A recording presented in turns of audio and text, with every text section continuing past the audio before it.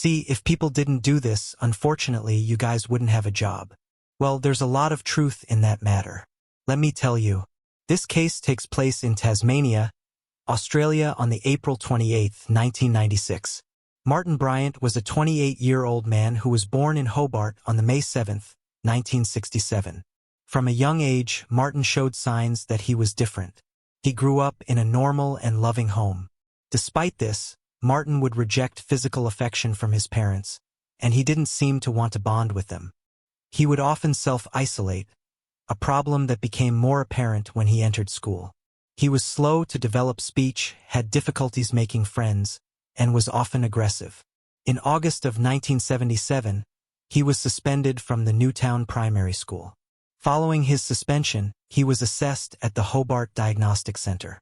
It was in this assessment where Martin spoke about harming and torturing animals and that he enjoyed tormenting his sister. When Martin was around 10 years old, he was hospitalized.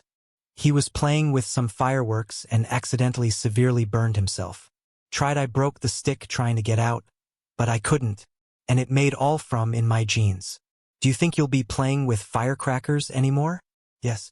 Don't you think you've learned a lesson from this? Yes. But I'm still playing with him. There are some records of Martin's behavior during his time at school. These records reference stealing, violent outbursts, and tormenting vulnerable children. It's noted that he enjoyed picking on these children and took much delight in their discomfort. At this time, he was thought to be hyperactive, and Martin was placed on medication. However, Martin would later say that the vast majority of his memories from school are of being by himself, being ignored by other children, being viciously bullied, and being scared to go to school. At home, Martin was also a challenge. His father made numerous attempts to make him normal. When Martin was around 14, his father bought him an air rifle. With this new air rifle, Martin took to hiding in a creek bed alongside the house and fired at passing traffic. He would also spend much of his time shooting at birds. If he was able to hit a bird, he would approach the carcass and fire many more shots into the bird. Martin was assessed and was found that he had an IQ of just 68, and that he had the emotional and intellectual capacity of someone much younger than himself. They also determined that he could be schizophrenic. By the time Martin left school, he was given a disability pension, as he was deemed to be unable to hold down a job because of his impairments. To make some extra money, Martin would do odd jobs for people such as gardening or cleaning. It was doing these odd jobs that Martin would meet a woman named Helen Harvey in the year 1987. Helen was the heiress to the Tatasso lottery fortune. She was a considerably wealthy woman and owned a number of properties. Helen was in her 50s and was known as a rather eccentric and isolated woman. She lived with her mother in one of her mansions, which was at the time quite run down and the garden needed attending to. Helen employed Martin to look after the garden and to do some basic cleaning. But as time went on, the two became very close and developed a strong friendship. Martin would later say that Helen was his only true friend. In July of 1990, Helen's mother passed away. Following this, Martin moved into the mansion with her. Inside this mansion was over 40 cats and a dozen dogs. The two would go on expensive shopping trips and would spend large sums of money. Money was now no issue for Martin, but despite this, he still collected his disability allowance. To be able to collect this money, Martin needed to be checked by a medical professional. This medical professional noted the following. His father protects him from any occasion which might upset him as he continually threatens violence. Martin tells me he would like to go around shooting people. It would be unsafe to allow Martin out of his parents' control. Helen would often drive Martin around. On a number of occasions, while sitting in the passenger seat, Martin grabbed the wheel and turned it, causing the car to crash. Crashing the old car, however, was no big deal, as Helen was the recipient of a steady and substantial income from the Adams Estate Trust. A car salesman would later say that he remembers selling Helen a number of vehicles. She would come in always accompanied with Martin. At the beginning of every month, she would just buy a car on a whim. However, when the monthly income from the trust run out, she'd take the car and sell it. And then when the next month's payment came in, she would go in and buy another car. Transport Tasmania records indicate that she owned in excess of over 50 vehicles during the period of time that she was friends with Martin. In October of 1991, Martin moved to Copping to a farming property where he lived with Helen.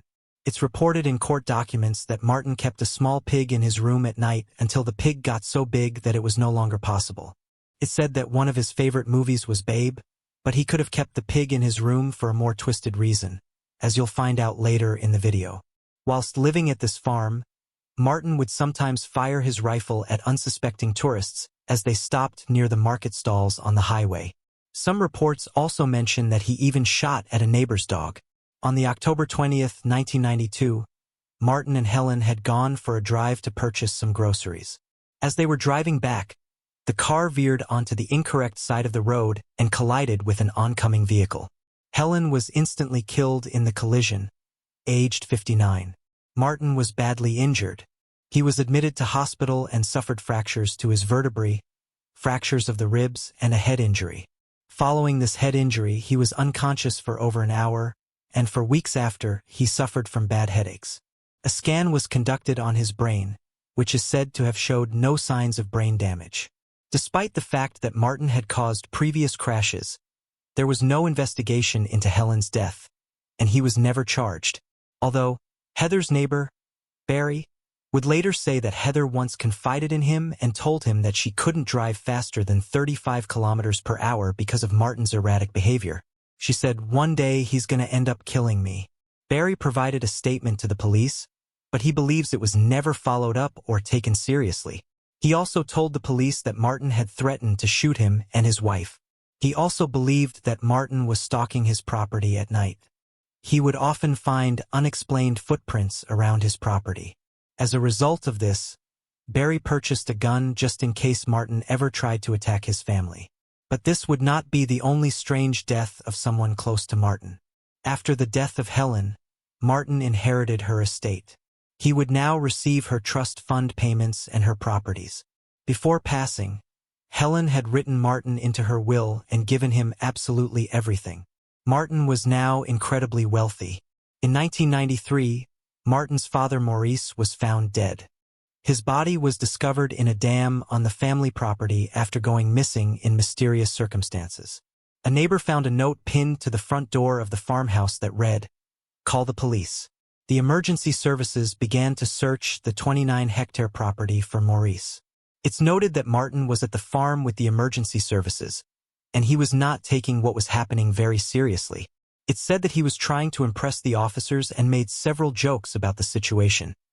The police found Maurice's body face down with Martin's weighted diving belt around his neck. A note and a large sum of money was found in a car nearby. It's important to note that in the lead-up to Maurice's death, he had been acting strangely, and he had also been making preparations for his death, such as changing the bank account over to his wife's name, among other things. It was ruled that Maurice took his own life. However, some have speculated that Martin could have had something to do with the death of his father. An officer working on the case who had grown up near that area noted an unusual amount of sheep carcasses in the water. He pointed out that sheep never drink from the watercourses in Tasmanian spring or winter, and they rarely fall in. A total of $250,000 was left for Martin in his will. Maurice was a major part of Martin's life and helped to keep him somewhat grounded. Despite some of Martin's antisocial behavior, Helen and his father were influences which helped contain his behavior. In an attempt to make new friends, Martin would dress in strange and bizarre clothing. He would wear a bright blue suit, carry a briefcase, and would tell people at his favorite restaurant that he was a businessman who earned a lot of money. The owner of this restaurant would later say, "It was horrible. Everyone was laughing at him, even the customers. I felt really quite sorry for him. I realized this guy didn't really have many friends. He was like a child trying to impress everybody. He struck me as a very eager sort of young guy, like a Labrador puppy. Always had something to say, always trying to impress." Martin also made numerous attempts to begin friendships with young local children and would try and show them adult videos. Martin ended up selling the farm property and began traveling the world. His favorite part of these trips were the flights, and this was because he could speak to the fellow passengers and they had nowhere to go. He would go to Sydney, Melbourne, Miami, London, Bangkok, Tokyo, among other places. In late 1995, Martin lost his luggage while returning to Australia and when found, Customs discovered 4 illegal X-rated videos. All of them included adult humans with animals. Martin would later say that in 1995, he decided that he had had enough and sometimes thought about taking his own life. He also allegedly told one of his neighbors, "I'll do something that will make everyone remember me." In early 1996, Martin began purchasing a number of weapons. Also in 1996, he placed an advertisement in a newspaper. He was looking for a gardener for his mansion. A woman named Petra Wilmot was employed by Martin to work at the mansion. After a short time of being employed, the two began a relationship. Martin had had a couple of girlfriends before Petra, although none of them lasted very long. For Petra, this was her first boyfriend. On the April 15, 1996, Martin and Petra went shopping in Hobart. Martin told her that he needed to get a bag for Tai Chi classes and had brought along a tape measure to make sure it was big enough. Although, Martin would later tell the shop assistant that he needed strong handles, as the bag would be used to carry lots of ammunition. And now we arrive to the April 28, 1996. Martin on this day set his alarm for 6 a.m. His alarm went off and he and Petra had breakfast together and showered. He then loaded his yellow Volvo with his bag that he had bought that month. Inside the bag were handcuffs, rope, a hunting knife, 3 semi-automatic weapons, and a significant quantity of ammunition. He then set off to Port Arthur. On the way, he stopped for coffee and told some people that he met that he was going surfing at Roaring Beach. Martin kept a surfboard on the roof of his car. However, he couldn't surf. He just liked the surfer aesthetic and wanted to imitate it so people may like him. On the way to Port Arthur, Martin headed first to a guest house called the Seascape Cottage, owned by David and Sally Martin. This guest house did have some significance to Martin. His father had previously tried to purchase the guest house, but David and Sally had beaten him to it. Martin apparently believed that David and Sally had bought the property to deliberately hurt his family, and blamed the couple for the depression that led to his father's death. Martin drove to the guest house and shot and killed David and Sally Martin. There were no guests present at the time of the shooting. However, shortly after killing the couple, 2 tourists had spotted the guest house and stopped to take a look at around 12:30 p.m. The tourists were a married couple, and they just wanted to have a look around. The couple got out of their car and began walking towards the Seascape Cottages, when all of a sudden Martin appeared. The couple later said he appeared to be agitated. He was making jerking movements with his hands and was moving around nervously. The husband said, "I wonder if we could have a look around one of the apartments." Martin replied, "No. My mother and father are out for 10 minutes. I can't show you around because my girlfriend is inside." The couple described his manner of speech as strange and rude. The two became quite uneasy. The wife said to her husband, "Come on, let's get out of here." The couple walked back to the car, got inside, and began driving away from the property.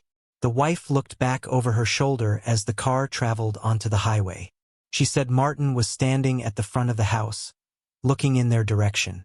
Shortly after this, Martin left and drove towards Port Arthur in his Volvo. On his way to Port Arthur, he stopped to speak with 2 people who had broken down. Martin chatted to them briefly and was asked if he was going surfing because of the surfboard on his roof rack. Martin replied, "No, I'm going to the Isle of the Dead to get rid of some wasps." Martin then suggested that they meet later at the cafe at Port Arthur. He then continued to drive. At around 1:30 p.m., Martin entered the Broad Arrow Cafe. At the time, around 60 people were inside the building. Martin bought some food and drink and sat outside. One customer overheard him saying that there were a lot of wasps around and that there were too many Asian tourists. Martin then got up and entered the cafe again and found a table that was not occupied. He placed his bag on the table and immediately took out an AR-15 rifle, which was filled with a 30-shot magazine with 26 live rounds of ammunition in the magazine at the time, and began firing upon the unsuspecting victims. A survivor later described to the police his observations and said that Martin was not saying anything, but he appeared to be laughing in an aggressive way rather than in an amused way. He said that Martin walked from table to table shooting people in their head. The attack had been so fast that some of the victims still had cutlery in their hands. He then made his way to the gift shop part of the building, shooting at anyone he could, and would go in between the two sections. A woman named Caroline Nash witnessed the attack. She managed not to be seen as she was lying underneath her husband's dead body. Peter Nash. Peter had been covering his wife to save her from the bullets. One man who survived being shot in the neck heard Martin say, "No one gets away from me," as he fired the gun.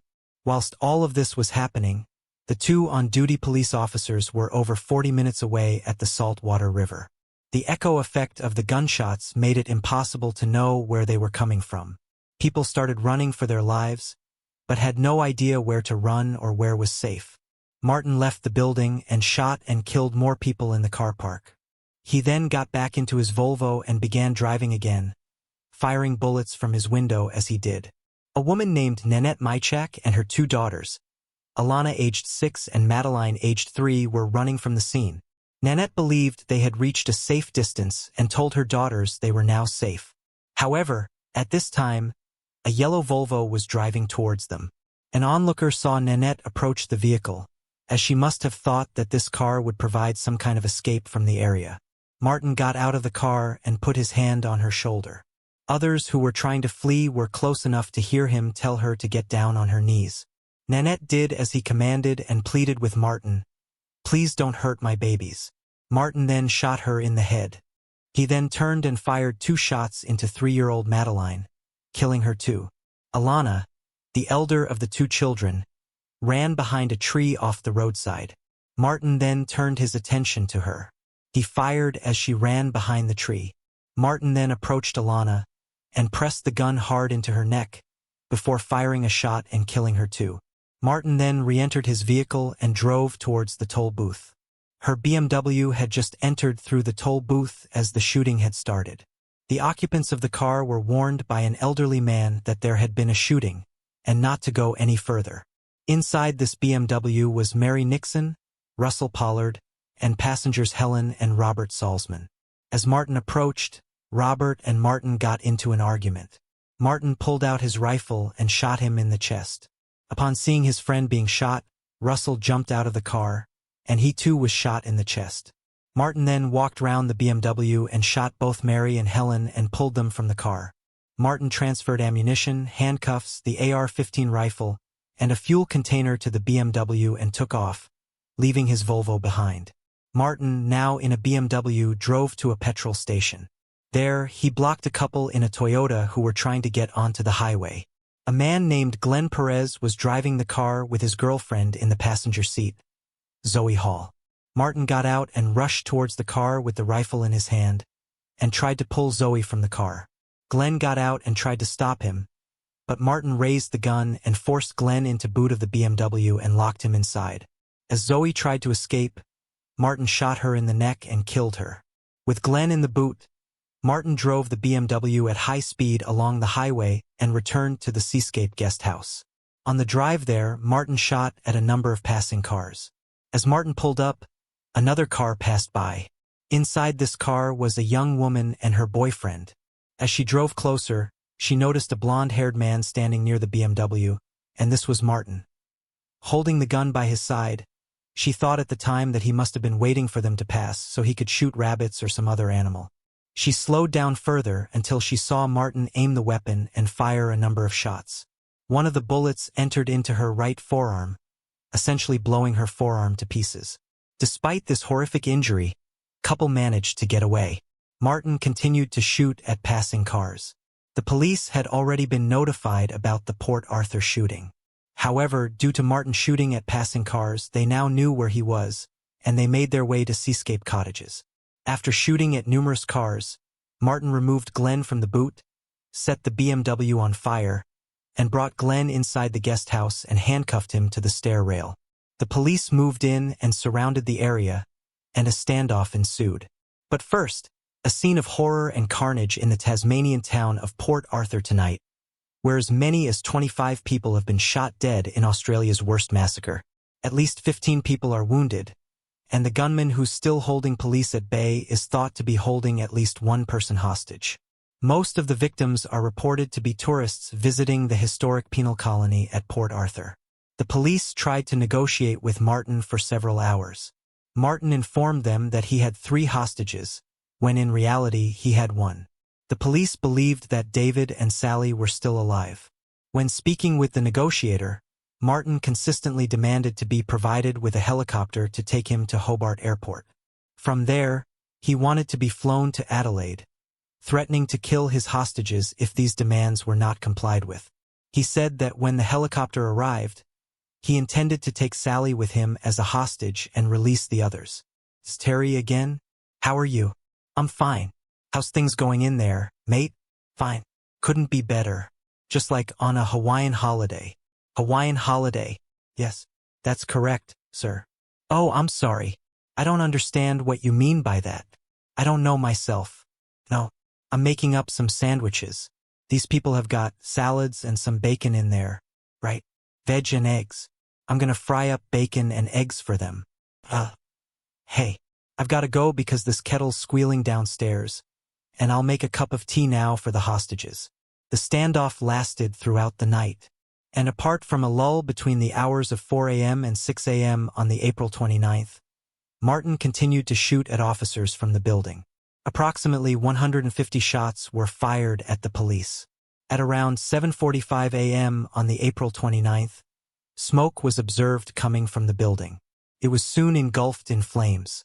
At 8:25 a.m., Martin was seen running from the flames, removing his clothing that was on fire until he was totally naked. Martin then fell to his knees as the police rapidly moved in and arrested him.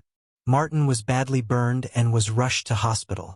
By the time the Port Arthur massacre came to an end, 35 people had been killed, and 23 had been injured. The flames were extinguished, and the guest house was searched. Inside the ruins of the guest house was the bodies of David and Sally Martin and Glenn. Due to the fire, their bodies had to be identified through dental records. It turned out that Glenn had been killed way before the fire had started and had been shot in the neck and stomach. After Martin was treated for his wounds, he was questioned by the police. However, he claimed he knew nothing about the shooting at Port Arthur and claimed that at the time of the shooting he was away surfing. He told the police that he had been falsely accused and declined to participate in a video-recorded interview. For some time, Martin refused. However, his lawyer convinced him to speak. On the July 4, 1996, investigators conducted an interview with Martin. The transcript of this interview is available online if you search for it. During the course of this interview, which was recorded, Martin admitted that he owned the AR-15 that was used in the massacre and admitted to kidnapping a male person and ordering him at gunpoint into the boot of the BMW, and then driving the vehicle to Seascape and subsequently setting it on fire. However, at all times throughout the interview, he insisted that he never went to Port Arthur on the April 28th, or that he had shot any person. Although, at the end of the interview, he accidentally slips up. I shall now play you the clip. As you can see, Martin thought he was being clever and thought the cameras were off, but they weren't. For mental health professionals assessed Martin's psychological condition. All agreed that Martin was suffering from a significant personality disorder, but he was not insane. And although Martin had an IQ of 66, his intelligence did not imply that he was sufficiently impaired to satisfy the criteria of diminished responsibility.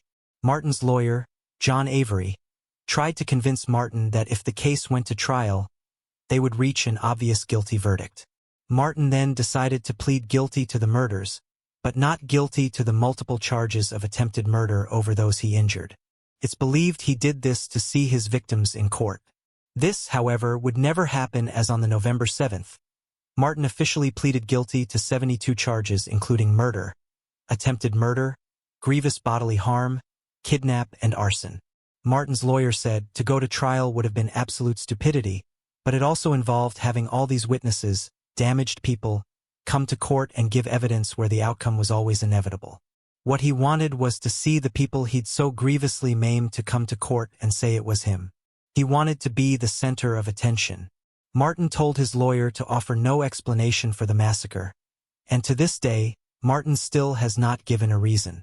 Martin was handed down 35 life sentences, plus 1,652 years without parole.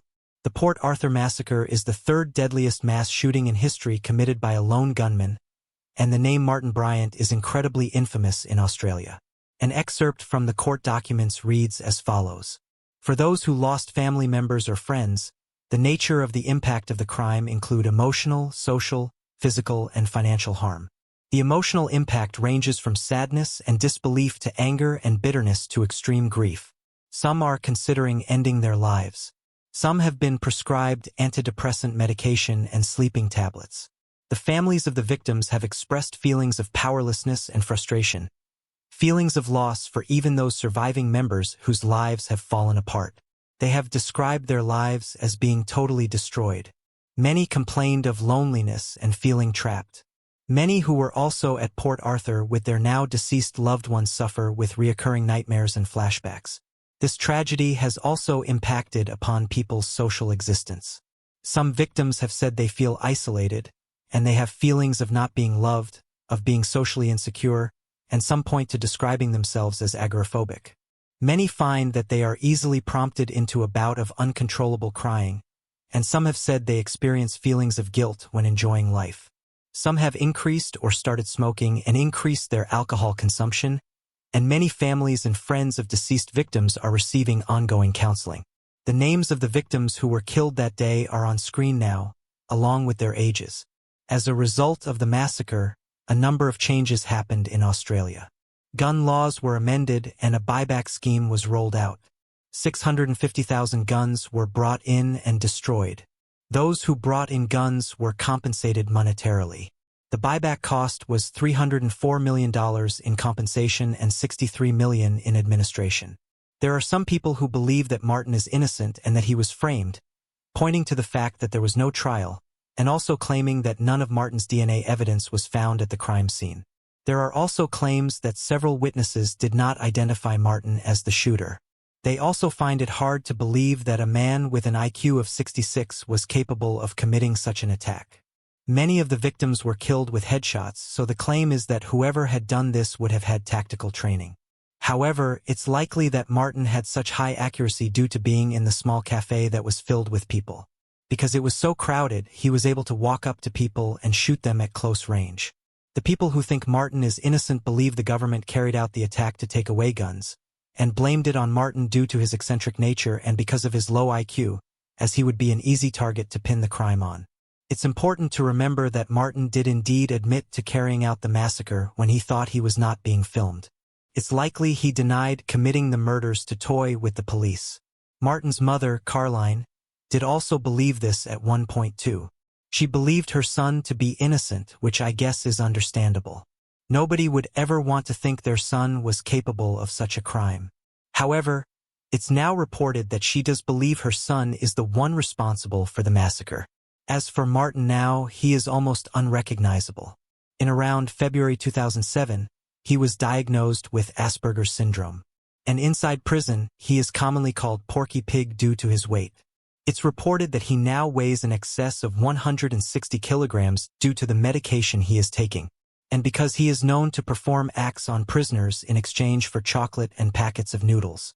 The Port Arthur massacre is without a doubt one of the most tragic cases I have ever covered. Seeing the crime scenes and reading through the court documents was truly horrific. Walter Mychak, the man who lost his wife and children that day, set up a charity in their honor. Her link will be pinned in the comments. To this day, the Port Arthur massacre remains the worst mass shooting in Australian history.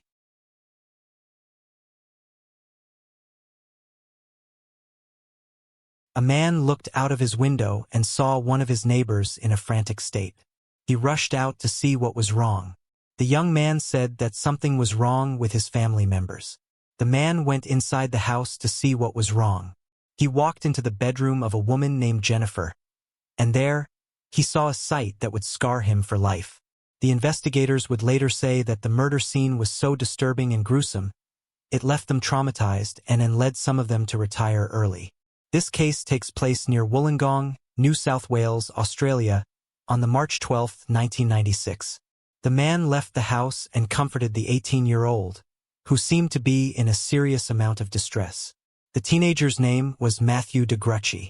The emergency services soon arrived and Matthew was in such a bad state after what he saw that he was taken to hospital after he collapsed from stress.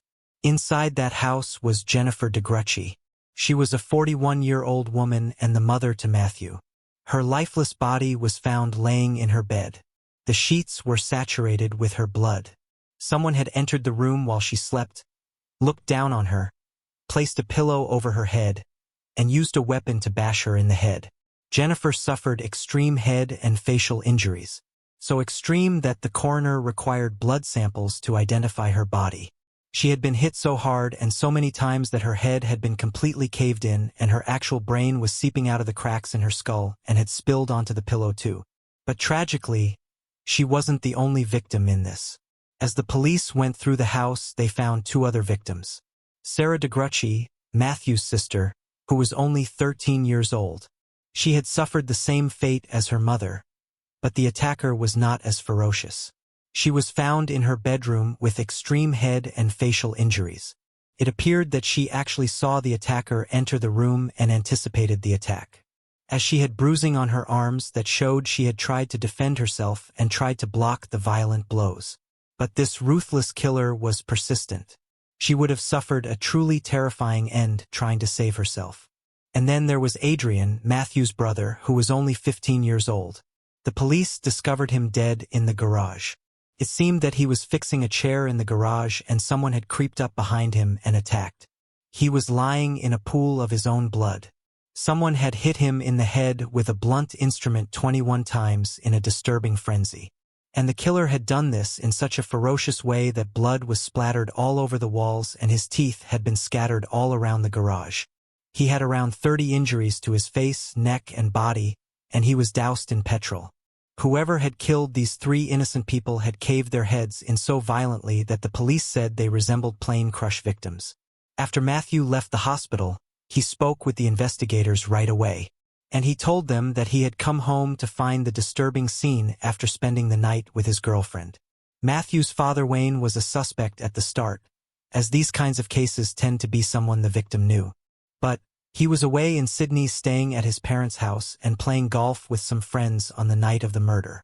Sydney is around an hour and a half away from Wollongong, and he was ruled out as a suspect almost immediately after people there had confirmed his alibi.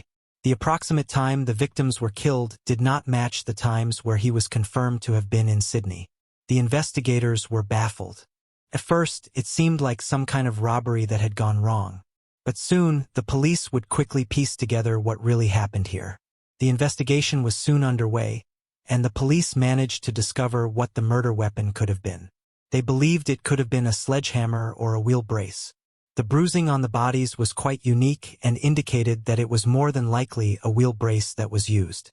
Matthew was also a potential suspect, but he had been at his girlfriend's on the night of the murder. But the police were still a little suspicious about him, as he was able to give a list of items that were missing from the house. The police found it quite odd that he was able to identify the missing items. Investigators then checked the house for clues. The crime scene had some strange aspects. For instance, the killer had cut up large parts of the carpet.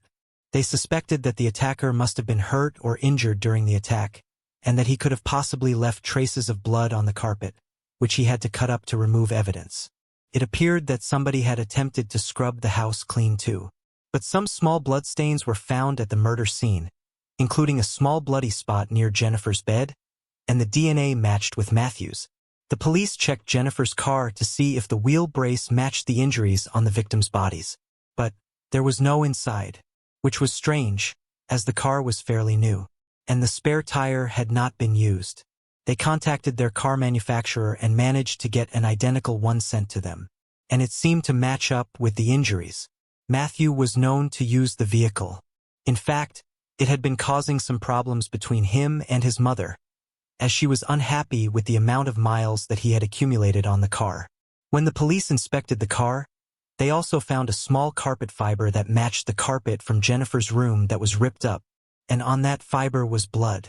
Further DNA tests concluded that the blood was that of Matthew's.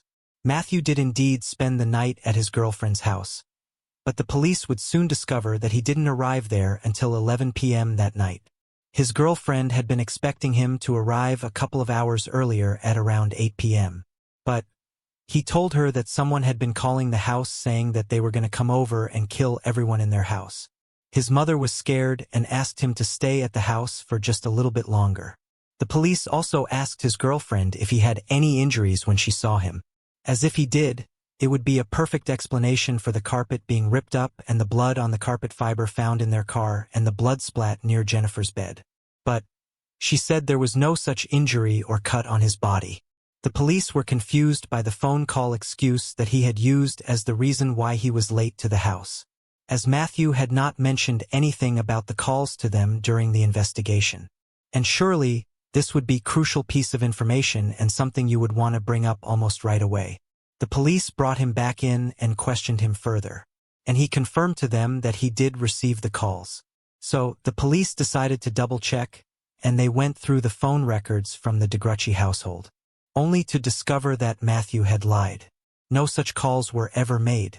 When confronted with the fact that these calls never took place, Matthew became a little suspicious during the interview and didn't seem to answer the questions clearly. This is an electronic recorded interview between Detective Sergeant DJ Sharkey and Matthew Wayne Degruti. When the call's made, I was just trying to clarify myself. Phone rings. You pick the phone off out of the cradle. How long a time after pick the phone up does the line stay open? When it just hit the pins.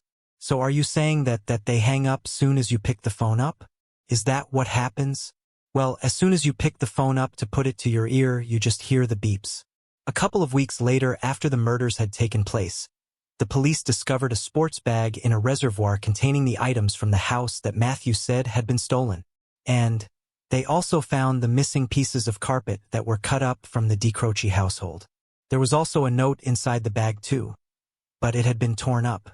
When the police pieced it together, it turned out to be some kind of list with instructions that included open gate, open blinds, knife 1, have shower, hit arm with pole, hit leg with pole, cut self with knife. Adrian, Sarah, Mom. The police then analyzed and cross-referenced the note with Matthew's handwriting, and they confirmed that this was indeed Matthew's handwriting. The police also found out that some young boys had found the bag previously, and inside they had found a hammer which they took and kept. But, of course, they had no interest in pieces of carpet, so they threw the bag back into the reservoir.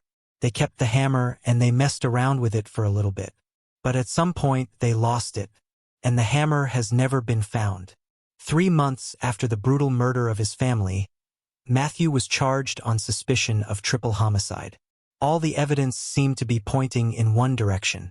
The carpet fiber in the car with Matthew's blood and the to-do list were 2 crucial pieces of information that were used against Matthew. The police had come up with a theory as to how the blood had gotten on the wall and on the carpet.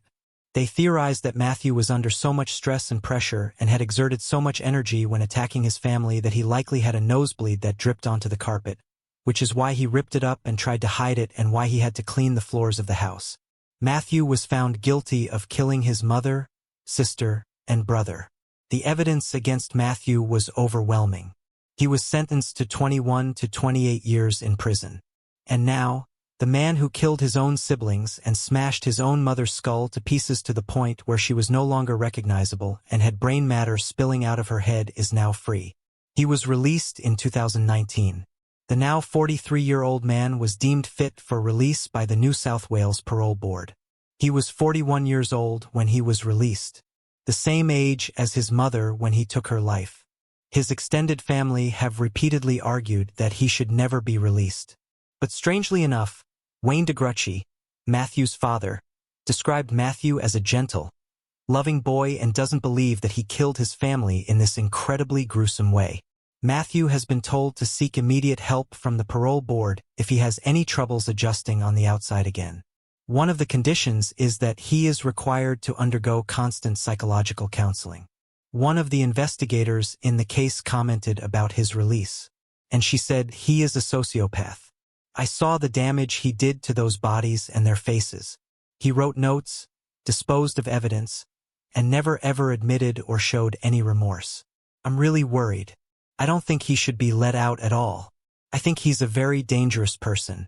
Another investigator said he was small in stature, quiet, but he had this vibe about him, some sort of silent evil. If he gets out, I hope someone is watching him very, very closely. The investigators believed the murders were because of arguments with his mother about taking the car to his girlfriend's house. It's believed that Matthew flipped and sought revenge and killed his siblings in a plan to make it look like someone else had killed them. What Matthew did to his own mother and siblings left me nearly lost for words. Matthew has never admitted to the murders and has maintained his innocence. And like I said, his father believes him to be innocent too. Matthew is now living in Tasmania in his father's house, and I'd be curious to know if his father sleeps with one eye open.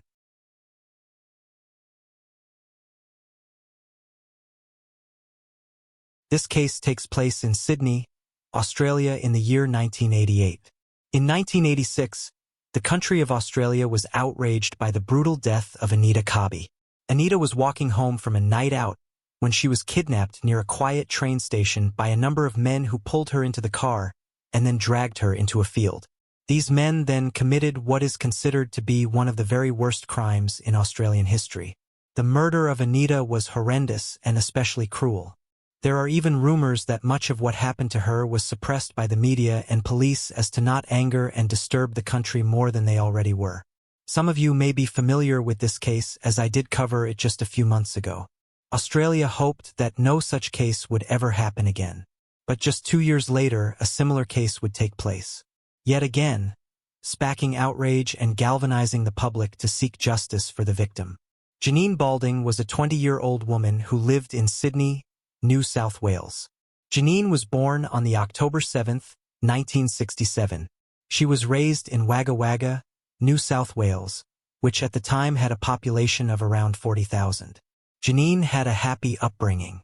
She was close with her mother and father, and she had 3 other siblings. Her parents would later recall Janine in her younger years. They said they couldn't remember a time when she wasn't smiling. They said their daughter was incredibly happy and bubbly, and had a number of loyal and close friends in her youth.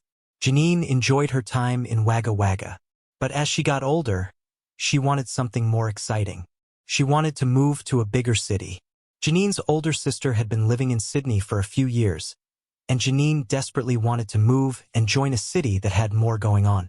So when she finished her studies, she made the decision to move with the full support of her friends and family. Janine's sister was living in the family's holiday home, right by the ocean in Cronulla, so Janine already had a place lined up to live. She arrived in Sydney and began looking for a job. And fairly quickly, she was able to find employment with a bank on George Street, one of Sydney's busiest streets. Not long after moving to Sydney, Janine met a man by the name of Stephen Moran. The two hit it off right away, and they began a relationship. Things were going so well, in fact, that the two became engaged. Her family would later recall that she was incredibly excited about this new chapter of her life. The two bought their own house together in Berkeley Vale. The couple spent a good chunk of their savings on purchasing the property, so they planned to rent out the home until their wedding day as a means to finance their wedding. And once they were married, the two would move in together and begin their own family. But until that day came, Janine stayed living in Sydney with her sister. On the morning of the September 8, 1988, Janine made her way to work. She had stayed in her fiancé's house the night before, so she drove to Sutherland Station and left her car in the car park and took the train into Sydney to work. This decision would soon result in her untimely death. As on this day, a gang of thugs created horrific plans to abduct someone in that very station. This gang included Matthew Elliott, a 16-year-old who was described as an uncontrollable youth, who ran away from his home in the western suburbs of Sydney. He had spent the vast majority of his teenage years in and out of institutions, and not for minor crimes. He had an extensive criminal record for someone of his age. This included arson, breaking and entering, assault, and theft. Another was 22-year-old Shorty Jameson. Shorty had the mental capacity of a 10-year-old, and he too had an extensive criminal record including SA, malicious wounding, and robbery. Then there was Bronson Blessington, 14. He left his home when he was around 9 and spent most of his time on the streets of Sydney. He was often in trouble with the police for petty thefts. And finally, there was Wayne Wilmot, who was 15. He had a criminal record when he was still in the single digits. His criminal record included dozens of essays, assaults, stealing, and theft. He had been placed into various foster homes, but he just preferred to live on the streets. Wayne also had a girlfriend, 15-year-old Carol Arrow. She had run away from her country home too, and she had stopped in Sydney. Carol had learning difficulties, and she would often associate with people who would take advantage of her. On the morning of the September 8, 1988, the gang all met up and began talking about the crimes each of them had committed, bragging about which one had committed the worst act.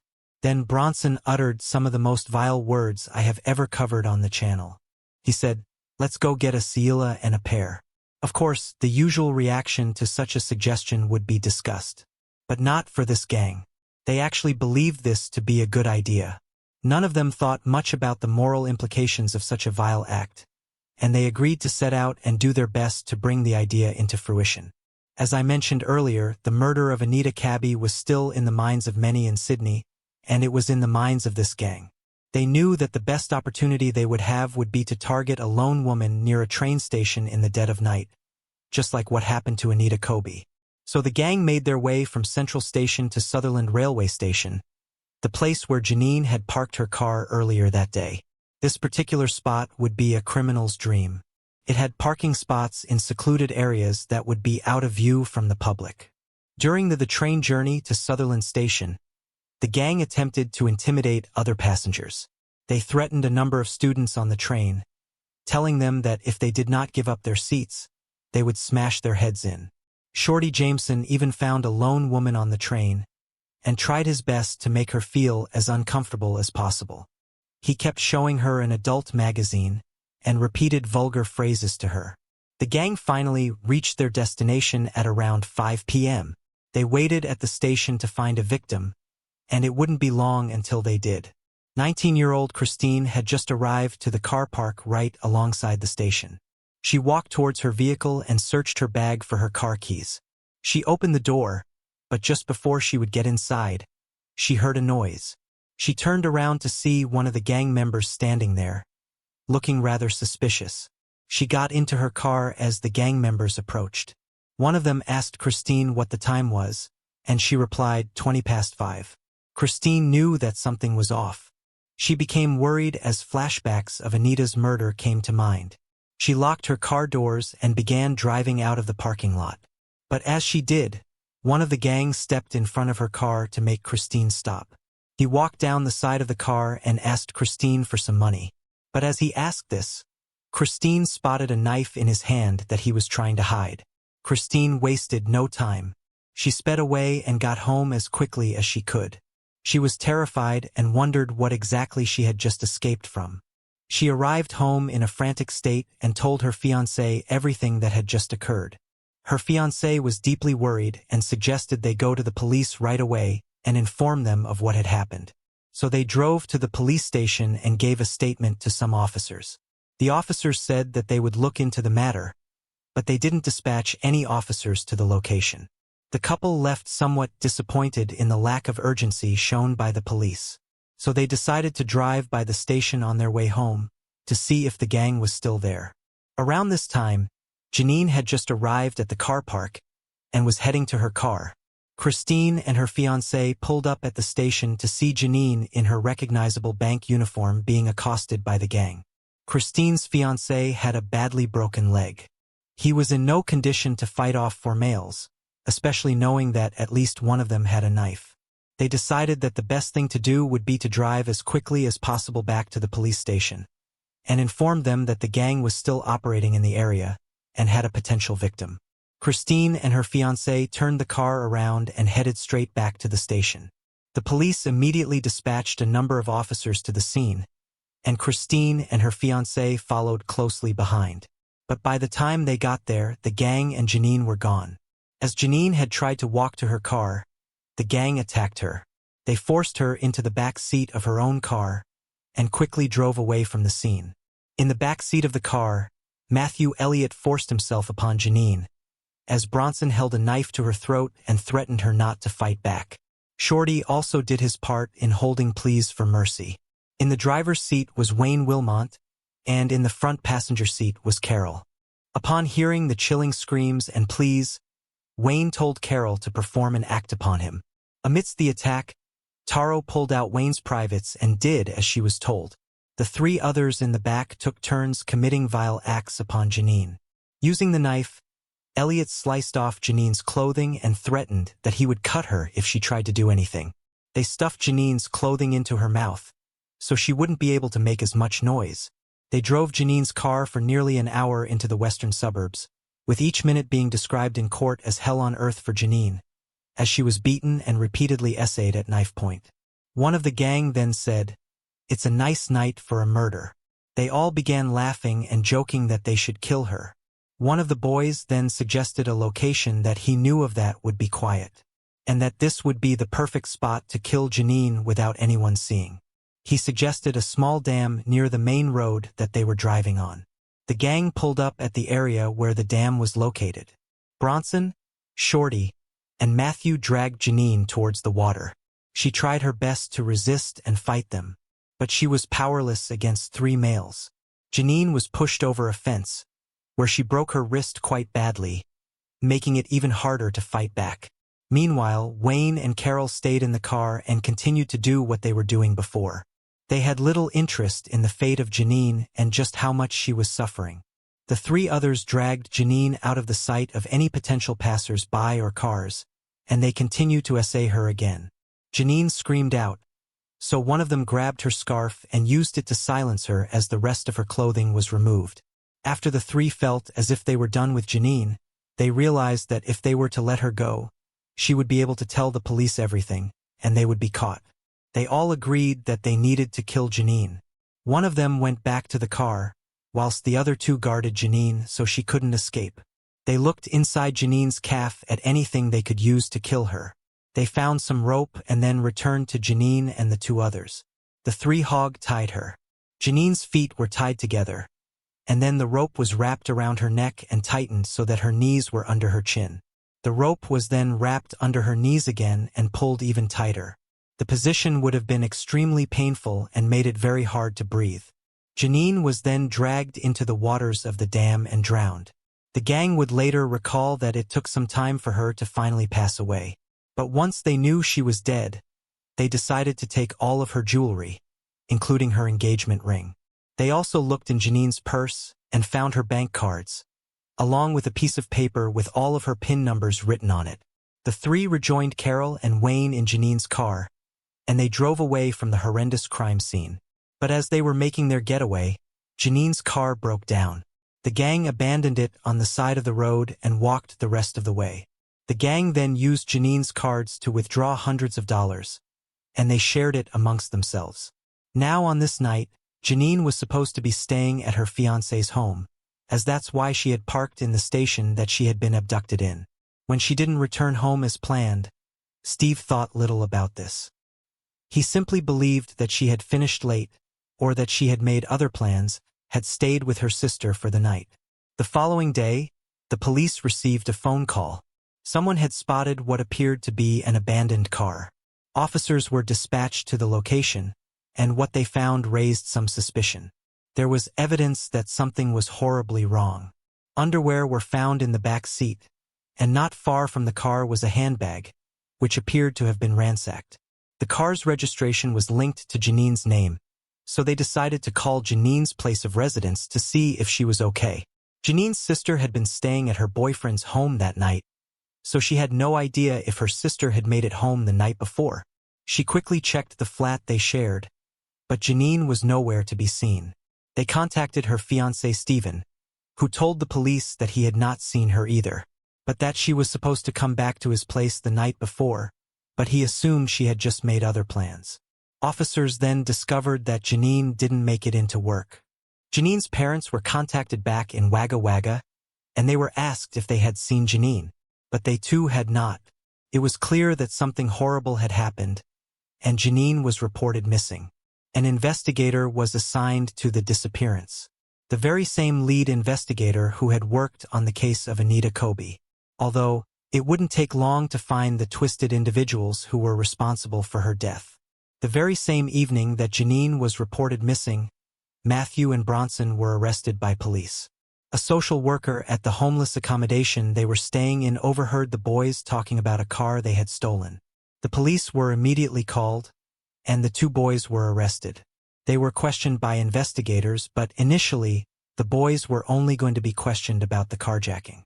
But as soon as the officers sat them down, one of the boys pulled out of his pocket a switchblade knife and told officers that they had information on a missing woman. The two boys concocted a tale that some of their friends had murdered a young woman, and they said they could show the officers where the body was. The investigators took the boys up on their offer. They hopped into a vehicle and made their way to the dam where Janine had been murdered. And there they found the horrific crime scene. Janine's family were called, and they were told the devastating news. But Janine's mother and father wanted to make sure it was really her. They went to the morgue and confirmed their worst fears. The body was indeed their beloved daughter. It goes without saying that the family were distraught with grief. They just couldn't figure out why anyone would want to harm Janine.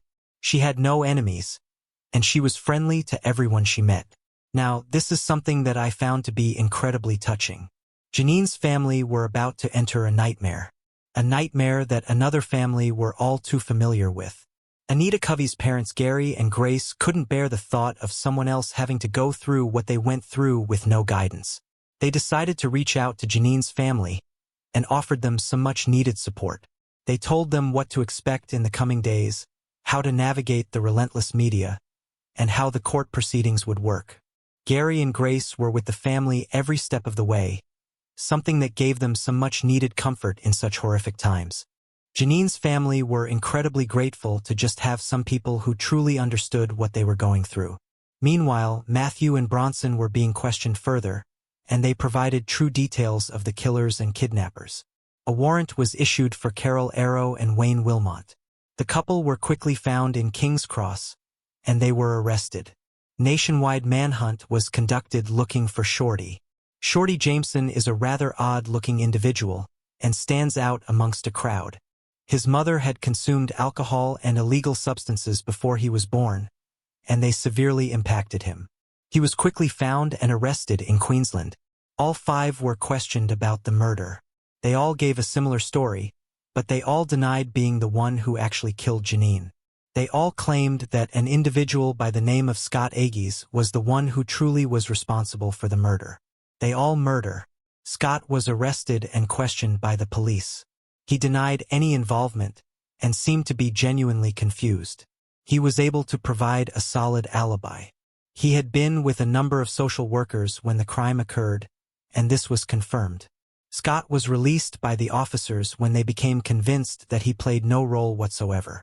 The evidence for the other five being involved was overwhelming.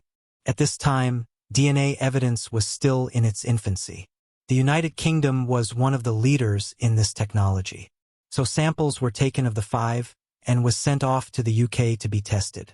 The DNA evidence found in Sargeen implicated Bronson and Matthew, but not Shorty. A number of witnesses came forward and remembered seeing the gang covered in dirt and mud. They were using a bank card to withdraw money at the time. Christine, the first woman to be harassed by the gang, was brought in as a witness. She was immediately able to pick out a number of the gang members in a police lineup. Wayne and Carol's fingerprints were found in Janine's car, linking them to the crime. The knife used in the attack was also traced to a shop. The owner of the shop was shown images of the gang, and he was able to identify Matthew as the one who purchased the blade. And when Carol was arrested, she was found to be wearing Janine's watch. Despite having no DNA evidence against Shorty, plenty of witnesses came forward, and they distinctly remembered seeing him with the gang before and after the murder. He was picked out numerous times. When Christine had heard the news about Janine, she was distraught. She beat herself up, believing that she should have done more to save her. But Janine's parents assured her that she had nothing to be sorry for, and that she did everything she could by alerting the police. The trial would soon begin. Janine's mother Beverly bravely said that she would attend every single day of the trial. She wanted to know exactly what these monsters had done to her daughter. The court was presented with the horrific details of the crime. How Janine begged to be saved, how she tried to fight back, and how she was essayed multiple times at knife point. Beverly heard it all in what I can imagine must have been unbelievably traumatic. As the details of the case were read out, the gang began to laugh, and they made a number of jokes. They would often shout out and jeer as the jury and the rest of the court looked at them in pure disgust. But the trial would soon have to be put to an end temporarily, causing much stress to the family. The gang decided to change their story and claimed that Shorty Jameson wasn't actually present at the murder, and that it was actually another person who was also called Shorty. They identified another homeless man named Mark Shorty Wells as their accomplice.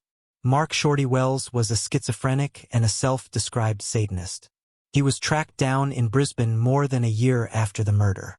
In court, it became clear that he knew some of the details of the murder, but he said that the reason he knew these details was because he had a dream during a seance. Eventually, Mark Shorty Wells was acquitted of any wrongdoing, and the second trial was now to be held. However, before this happened, the charges against Carol Arrow were dropped as she was found to have serious mental deficiencies. When Wilmot entered a plea, as the police accepted that he stayed in the car with Carol during the time of the murder, he was sentenced to 10 years. Evidence cementing Shorty Jameson's involvement in the crime was brought before the court. He had bragged to another prisoner about the crime, stating that he would do it again if he was ever given the chance. This prisoner testified against him in court. Stephen Shorty Jameson, Matthew Elliott, and Bronson Blessington were all found guilty of the murder of Janine Balding. The public were furious. They wanted the death sentence for all three, or at least life without parole. And the public got what they wanted. All three were sentenced to life without the possibility of ever being released. The killers, even to this day, do their best to appeal the sentence. Beverly attended every single appeal, and did her best to ensure that these monsters who killed her daughter would never, under any circumstances, ever be released. Wayne Wilmond, who was given 10 years, was let out after serving 7 years. He would go on to essay another further for women, and was sentenced to for these crimes. He was ordered to attend a course to show the damage SA has done to people. But during this course, he exposed himself to a nurse and tried to attack his therapist after he told the therapist that Janine got what she deserved. Wayne is one of the few people in Australian history not to have been convicted of murder, but still deemed far too dangerous to ever be released. In 2019, psychological assessments were conducted on Wayne. He was found to have an IQ of just 74. He was found to be highly callous, manipulative, and deceptive, traits consistent with a psychopath. The others still remain in prison, where hopefully they will stay until their final days. However, Bronson insists he is a changed man and that he has found God. He has been speaking and writing to an Anglican minister named Simon Manchester every week for the past 12 years. Reverend Manchester believes that he is now rehabilitated, and is deeply remorseful for his part in the murder of Janine. The Reverend said in an interview, "I think that what he did was horrendous. And if I was the Balding family, I don't know how I would cope. But I have observed him for over 12 years, and he is a genuine believer." Despite the claims that Bronson has turned his life around, the Balding family have never received an apology from him. Janine's brother doesn't believe for 1 second that Bronson is genuinely changed, and went on to say about his religious conversion, "If he thinks he's going to the same heaven as my sister, he's mistaken." The case of Janine Balding shook Australia to its core, much like the case of Anita. It can't be understated just how much of a hero Janine's mother Beverly is. Despite it being incredibly painful, she fought to the end of her days to make sure justice was kept for her daughter, attending every hearing and appeal, and helping to push the legislation to prevent such criminals from ever being released. Beverly passed away in 2015. She is buried alongside her beloved daughter, Janine.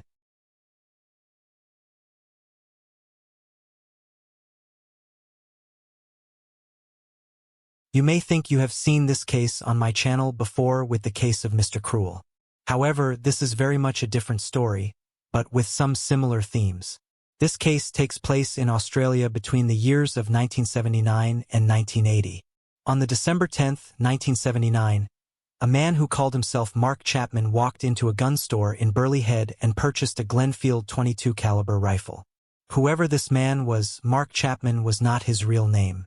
He left the store with the weapon after providing an address where he claimed to live, although he had faked his place of residency too. And just 5 days later, this so-called Mark Chapman would use the weapon in a series of disturbing crimes. On the December 15, 1979, in the scenic paradise that is the Gold Coast, a woman was abducted at gunpoint from her home. She was reading when a man wearing a balaclava broke in and forced her to get into the back of her car. He then drove them to the Gold Coast hinterlands, and once arriving in a secluded location, this masterman forced himself upon the woman in the back seat of the car. After this twisted crime, he then forced her into the boot of the vehicle, drove to a beach, and left. The hot summer sun was beating down, leaving the woman trapped in an intensely hot car with no way to get out. Thankfully, she was rescued when passers-by heard her screams and were able to take her to safety. The incident was reported to the police, where the woman gave a description of the man who was wearing a balaclava at the time, and police got to work right away to find the culprit. The investigators had a strong feeling that the masked man would strike again, and just 2 weeks later he would. In Cabarita on the December 24, 1979, the very same man ambushed a couple in their parked car.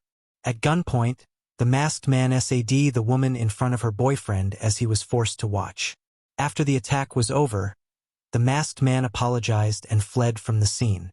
The following day in Cabarita, another couple were attacked inside their car by a man wearing a balaclava. The woman was forced to bind her husband's hands. Once he was clear that they were now dealing with a serial attacker. Every victim described the attacker the same way. An athletic man with steely blue eyes and bushy eyebrows. They also claimed that he smelled of motor oil. What struck the investigators as incredibly strange is that despite committing the most heinous of crimes, the masked man always was polite to the victims and would even go as far as to apologize to them. And on the December 28, 1979, another couple were attacked in their farmhouse. The woman was ordered to tape her partner's hands, and then she was essayed in his presence. And then in the new year, another couple were attacked. On the January 25, 1980, whilst home together, the masked man broke in. And like the previous attack, the man told the woman to bind her husband's hands, which she agreed to do. However, before anything further would happen, the woman cried and pleaded with the masked man not to hurt them. She informed him that she was pregnant. Upon hearing this, the masked man apologized, and he quickly left the scene. The police worked to find the man responsible before he could strike again, but they just couldn't find the culprit. News about the masked man spread, creating a great sense of fear throughout Australia, with the police knowing it was just a matter of time until he would strike again. In Tweed Heads, on the February 2, 1980, a couple were in a car together. They were on a date, and at around 1:30 a.m., 33-year-old Jeff Parkinson opened the passenger door for his girlfriend, when all of a sudden, the masked man appeared. He jumped into the back seat of the car with the rifle in his hand, and demanded they drive to a secluded location. The masked man did his usual thing, telling the woman to tie up Jeff. But Jeff decided to fight back. Jeff lunged towards the masked man, and a fight ensued. Jeff turned to his girlfriend and told her to run, and so she did. Jeff fought on as she fled from the scene, looking for help. The woman was able to flag down a man who happened to be driving by. But as the man pulled over, gunshots were heard in the distance. The police were called, and they arrived on the scene. An officer recalls that day. "I remember going there that night, and the scene was eerie.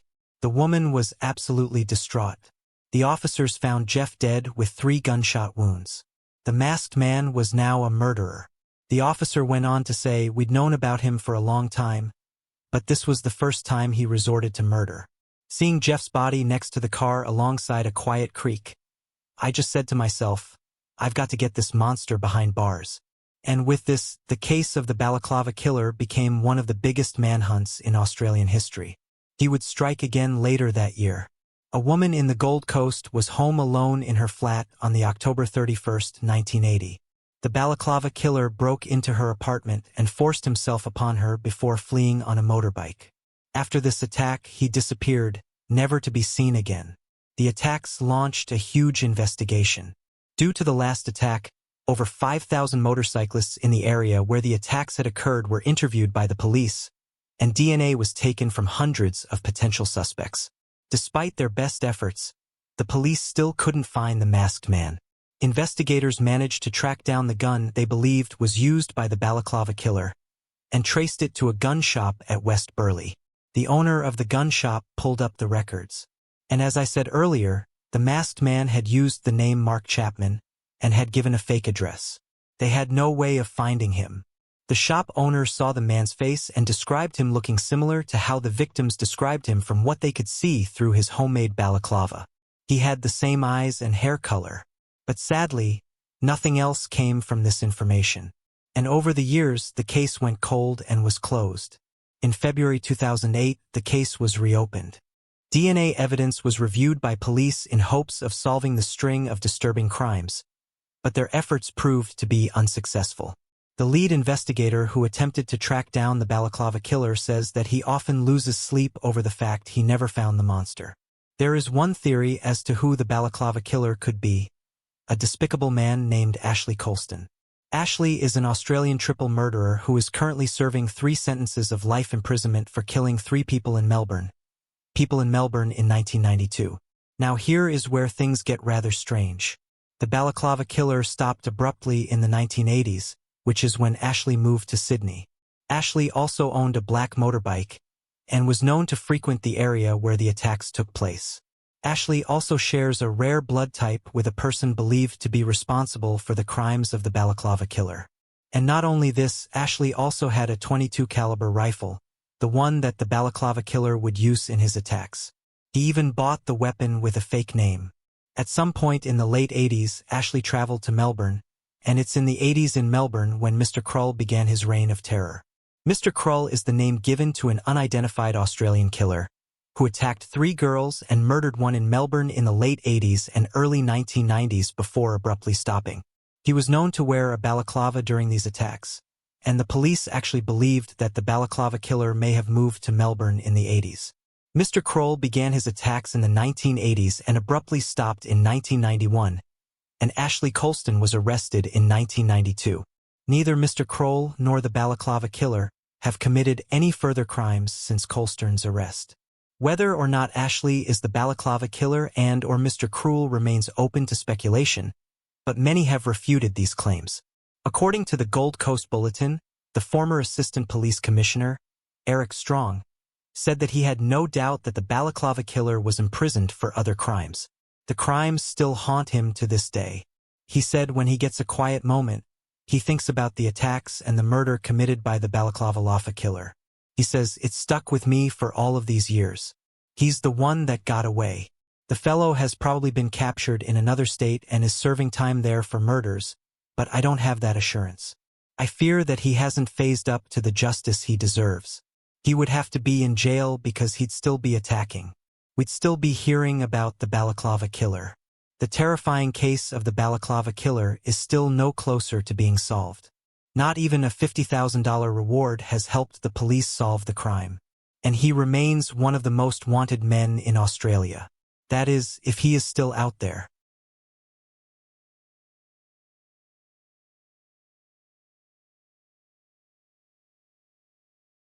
This case takes place in Australia in the year 1989. I have delved into numerous cases of serial killers from down under, finding them to be some of the most chilling and disturbing cases worldwide.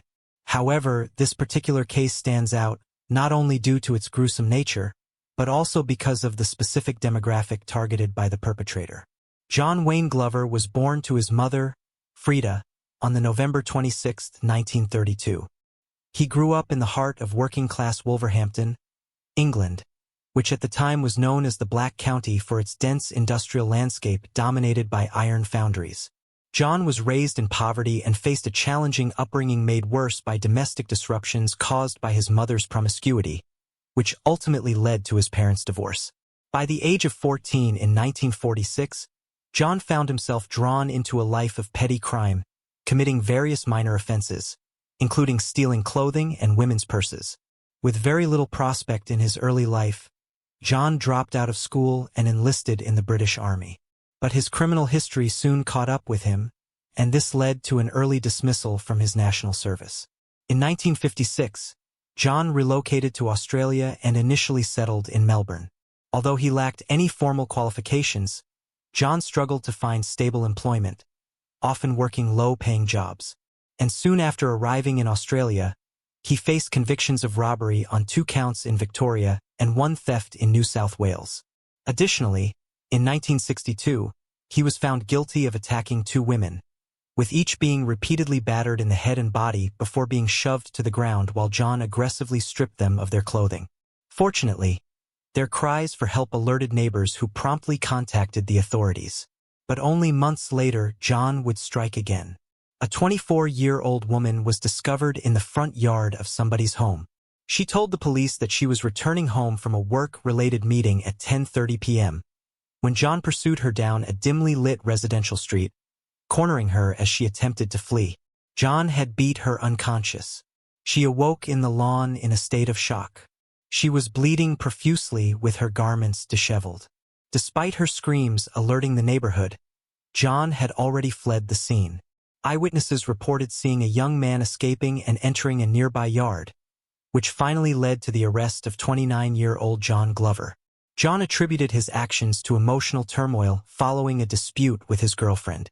After being apprehended, he was detained overnight before securing release on bail the following morning. However, as John attempted to leave the police station, he was intercepted by 2 investigators keen to discuss a similar assault reported weeks earlier. Initially denying involvement, John eventually confessed to the prior incident upon further inquiry, leading to him being detained again and charged. The detectives were taken aback by John's prior convictions and the extreme violence of the attacks. Despite this, he was granted a good behavior bond and placed on 3 years probation. In 1968, at the age of 36, John Glover married Gear Rawls and settled in Sydney. However, the couple would then move to Mossman to live with Gear's parents. John's relationship with Gear's mother, Essie, became very volatile. This volatility was reportedly sparked by issues with class differences. In 1976, Frida, John's mother, joined him in Australia, further complicating his relationships with women. He was now surrounded by 2 women whom he had terrible standings with, and thus, a deep-seated resentment towards women developed within him. John managed to keep a lid on his hatred towards women whilst his mother and mother-in-law were alive. However, by the late 1980s, both of them had passed away, sparking the motivation of what was to come. Despite having a wife, children, and a job as a successful pie salesman, John began to return to his old ways of attacking women and robbery. On the January 11, 1989, John spotted 84-year-old Margaret Hunter walking along peacefully on Hill Road in Mossman. He parked up his car and ensured there were no onlookers before punching her in the face. He then stole her expensive handbag and ran as she yelled at him. Subsequently, he took the stolen money and indulged in drinks and played poker machines at the Mossman RSL Club. The investigating officers categorized the incident as a mugging, summarizing that an opportunistic observer had noticed the elderly woman with money and seized the chance to strike. Mrs. Hunter emerged physically intact from the ordeal, albeit seriously bruised and shaken. Although, she was remarkably fortunate given what transpired with John Glover's subsequent victims. It was the first day of autumn, the March 1, 1989. Locals were going about their business in the safe and comfortable suburb of Mossman, where crime is almost non-existent. Gwendolyn Louise Mitchell Hill, an 82-year-old widow, was visiting the local shopping center near to where she lived. At 4 p.m., she made her way home. Walking in the opposite direction to her was John Glover. When John spotted Gwendolyn walking towards him, he walked to his parked car, retrieved a hammer from his boot, and wrapped a cloth around the head of the hammer. John followed her to the foyer of her apartment block, and just as she reached the door, John brutally attacked her, cracking her skull and many of her ribs. John then stole her purse filled with money, and whilst he was blissfully spending it on poker machines, a group of young boys found her body. Gwendolyn was barely hanging on to life. There was a large amount of blood around her head, and initially, the young chaps assumed she had fallen over. They called for an ambulance, and Gwendolyn was taken into hospital, where it became clear that she had been horrifically attacked. Tragically, her injuries were too great, and Gwendolyn would pass away in the hospital later on. An investigation was soon launched. The police discovered that she had been robbed, but they did not suspect a link to the previous robbery of Mrs. Hunter. A forensic expert conducted the postmortem and found several injuries to the back of the head, including a laceration and a fracture along the midline. Another aspect of the attack was that Gwendolyn's underwear and tights had been removed, and her shoes were positioned neatly next to the door. Despite their intimate nature of removing underwear, there was no evidence whatsoever of SA, which initially baffled the investigators. Investigators returned to the scene of the crime to gather evidence, but it was too late. A group of good-intentioned neighbors had washed down the crime scene, thereby inadvertently washing away any evidence. Besides the spot of blood, there was little to no forensic evidence, and no murder weapon was found. The detectives were baffled. This was a brutal crime committed just meters away from the bustling main street in broad daylight, and adjacent a busy construction site. 2 months later, on the May 9, 1989, an 82-year-old lady named Lady Winfred Isabel Ashton was enjoying a night of lunch and bingo at the Mossman RSL Club. Following this, she walked to a nearby shopping center before heading to her nearby home. Unbeknownst to her, she was centered in the sights of John Glover. John stalked her while she walked down her driveway. All was calm in the life of Lady Ashton, until her sinister stalker was overcome with a bloodlustful rage. Lady Ashton was violently attacked, with her head being bashed against the concrete floor several times. She struggled for her life, leaving a gruesome crime scene behind. She was eventually found in the bin room. Her underwear and tights were removed, leaving her legs bare. This time, the tights were used as a weapon to strangle her, and her money had been stolen. The lack of an intimate motive confused and frustrated the police. Despite questioning everyone who lived in the area, no witnesses came forward to assist in identifying the offender. The news of this second murder drew media attention, highlighting the similarities with the Gwendolyn Hill case. In the close-knit community of Mossman, disbelief spread, as many residents struggled to accept that the perpetrator could be one of their own. The police launched an extensive search.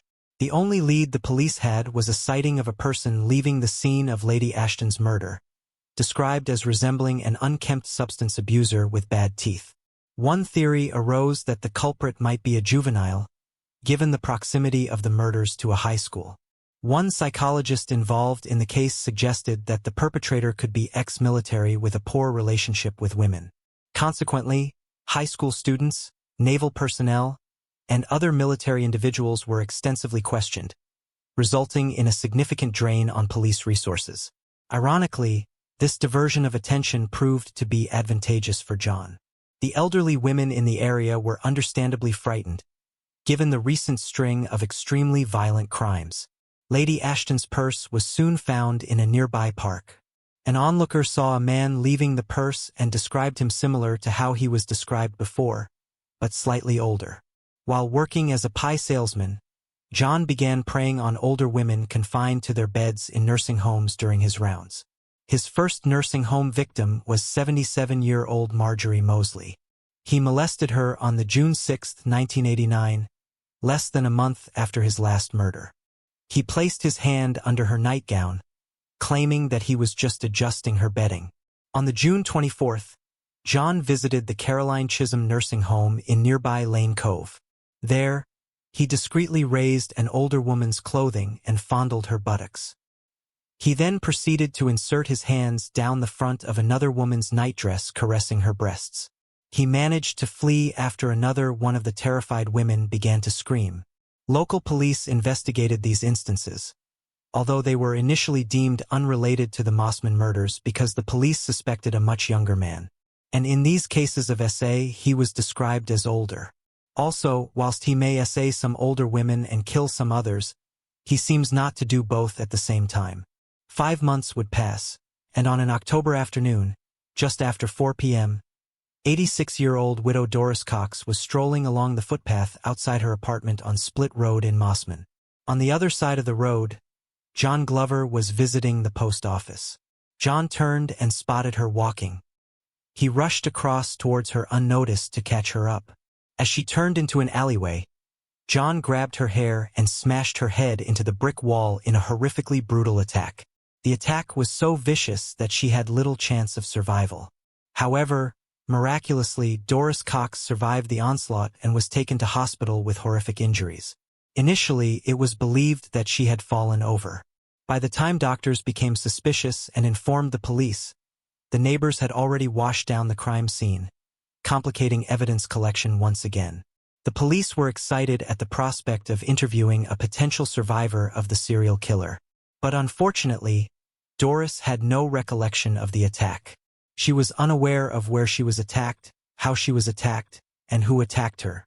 As it turned out, Doris actually had dementia, to the extent that when a mirror was held up to her face so she could observe her injuries, she denied that the face in the mirror was hers. Some witnesses came forward saying that they saw a young male skateboard rider riding a skateboard down on the footpath outside this retirement village near the time of the murder. An updated sketch was produced, but again to John's benefit, as the profile was incorrect. This goes to show how witness sightings alone are not enough. By this point, the pressure on the police was mounting, and John Glover's confidence was only growing, making for a very dangerous time for the Mossman community. Several days later in Lane Cove, Sydney, a few kilometers from Mossman, John Glover was fated to meet his next victim. A 78-year-old woman named Dorothy Binky was walking down the main street of Lane Cove when she was approached by a seemingly very nice and polite man, John Glover.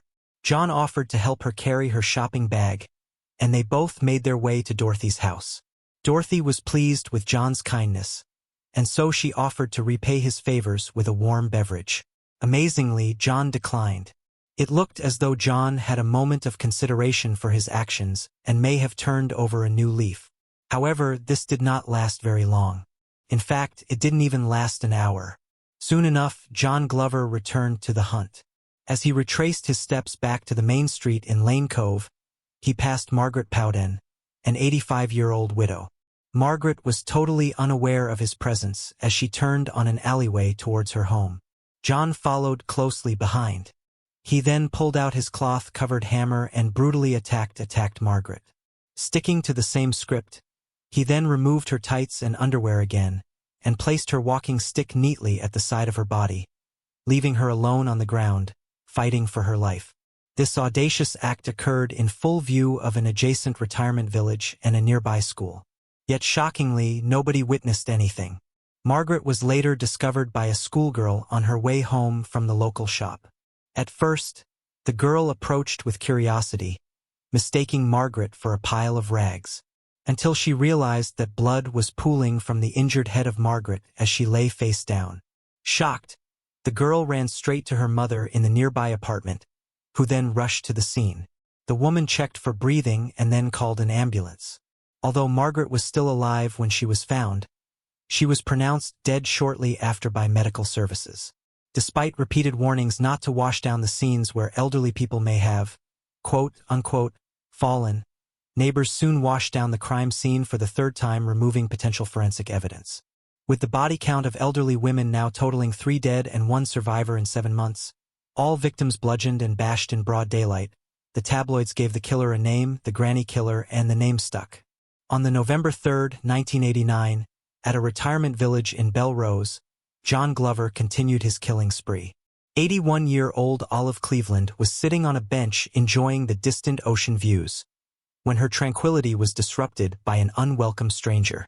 John forcibly escorted her down a set of steps and bludgeoned her with his hammer before proceeding to pull up her dress, and this time, using her tights to strangle her so viciously that the fabrics embedded itself in her neck. After rifling through her handbag, he placed it beside her with her shoes and walking stick. Olive's body would soon be found and was transferred to a small in-house morgue. The police were soon on the scene, only to find another crime scene that had been meticulously cleaned. These abhorrent murders were unfolding without a trace of the perpetrator, leaving the investigators perplexed. And why were these heinous acts going unnoticed by the community? Surely someone must have witnessed something. Detective Ron Milton recognized a pattern: the use of tights to strangle the victim. This method to him symbolizes the offender's desire to sexually humiliate the victims while expressing his brutality. The excessive violence employed suggests that the killer's motive extended beyond mere homicide. There was a disturbing blend of sexual deviance and the need to degrade. Moreover, The neatness with which the crimes were executed hinted at a perpetrator with military training. But the fact that all of the victims were elderly complicated the profile, suggesting a deeper motive. There were more questions than answers, but the police were getting closer. The investigators needed answers quickly, so they created an official task force of hand-picked detectives, increasing the number to 70 working on the case. Also, a reward was offered for information leading to the arrest of the murderer, $200,000. A sickening and truly twisted piece of information regarding the case was that John Glover would sit at home and watch the news, making fun of the police. He was laughing at the cleanups that followed his killings whilst his own family were in the room. He had insights into what the police were thinking at all times through the intense media coverage of the killings. The granny killer was on a roll, and he wanted nothing more than to add an extra tally to his list of serial killings. The fifth victim was a sharp-minded 92-year-old woman named Muriel Beryl Falcona. Mrs. Falcona was a very strong-willed and fiercely independent elderly woman, who owned a very large Federation-style house down Muston Street, Mossman. On Thursday, November 1989, Muriel was walking home back from shopping. Little did she know that John had cast his murderous eyes upon her and began his stalking. John swiftly walked back to his car to retrieve his hammer, and he caught up with Muriel. And just as she entered the sanctuary of her home, John hit her with his hammer in the back of the head. When she attempted to get up from the floor, John hit her a second time. On the third strike, there was no sign of struggle or an attempt to get up. The theory is that Muriel may have been making noise. So with one final third blow, John murdered Muriel Falcone. He then proceeded to degrade the poor lady. John strangled her with her tights and stole her money. John then left the crime scene. Muriel's body was found and reported to the police. One of her neighbors had noticed that her Meals on Wheels was left outside. This was very unlike Muriel, so the neighbor went inside her home to go and check on her. As she made her way inside the house, she found Muriel dead with blood absolutely everywhere. But luckily for once, John had left an intact crime scene littered with blood-stained footprints. Investigators were soon on the scene. Plaster casts were made of the footprints, as well as other footprints in the nearby mud surrounding the house. Despite wanting to keep the evidence of footprints under wraps from the media, it wasn't long before the news outlets were showing the police investigating the footprints surrounding the scene. John smiled in his armchair, as he knew they were also taking plaster casts in areas that he did not go. A door-to-door questioning of the area yielded no results, leaving investigators to speculate whether the killer is so unremarkable that he simply just blends into the community. An unsettling thought for the people now gripped by fear. Following the Falcone murder, a surge of information swelled the suspect list to 740 individuals. Meanwhile, Detective Sergeant Paul Tuxford, an old-fashioned investigator with a keen analytical mind, pored over every police running sheet, searching for overlooked angles or leads. He decided to go and revisit Muriel's neighbor, Maggie Hughes. Maggie was the one who had found her dead, and she revealed to him some previously unreported information. Her sighting of a gray-haired, middle-aged man in a silver suit on the afternoon of the murder. This revelation sparks intrigue, prompting Tuxford to consider how convenient would it be for the killer to blend in with the elderly residents of Mossman, gaining their trust before committing his heinous acts. Detective Sergeant Paul Tuxford then instructed the task force's computer expert to comb through crime reports from Lower North Shore in the past 6 months, specifically flagging incidents involving a gray-haired man. Within minutes, a pattern emerged. 6 reports detailing assaults of women of similar age to Falconer, and the other victims involving theft and violence. In the beginning of the video, I mentioned that John had attacked and stole from an elderly woman named Mrs. Hunter. Well, she was tracked down and she gave a detailed description of her attacker. A gray-haired, middle-aged man. In early 1990, the government escalated the Granny Killer Award to $250,000. On the January 11, 1990 at Greenwich Hospital, John entered the room of an elderly patient named Daisy Roberts, and he pretended to be a doctor. John placed his hands between Daisy's legs and touched her inappropriately, stating that he was there to check her temperature. Daisy later rightfully raised her concerns, but she was denied as the nurse explained the doctor did not visit her that night and that she must be mistaken. However, a different nurse decided to take action. She contacted the police to report an indecent assault complaint as it just didn't sit right with her. A young constable was dispatched to investigate. He discovered that a gray-haired pie salesman named John Wayne Glover had visited the hospital. John then became a suspect in this assault, and he was questioned by the police. Later that night, John consumed a large amount of whiskey and sleeping pills in an attempt to take his own life. John was quickly hospitalized, but he had left behind a note. His note was mostly the ramblings of a drunken man, but it also contained a chilling phrase, "No more grannies." In addition to this, the woman who had been overlooked for weeks.